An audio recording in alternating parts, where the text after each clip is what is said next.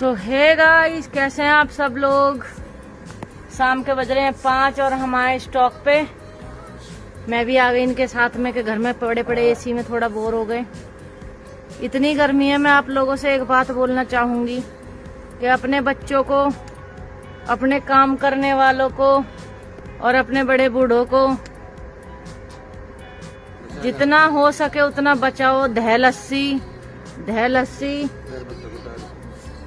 पानी और नींबू पानी, दूध मत दो, बेशक चाय मत दो, लेकिन दह लस्सी और नींबू पानी और इनसे नहवा दो, क्योंकि उसी से ये बच सकते हैं।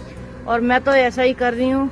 2 टाइम पियो, 3 टाइम पियो, लस्सी पियो बच्चों, पानी पियो, नींबू पानी पियो। और प्लीज इस गर्मी में बाहर ना निकलें। चाहे कोई कितना इम्पोर्टेंट काम है उसे शाम के टाइम करें, दिन में ना करें।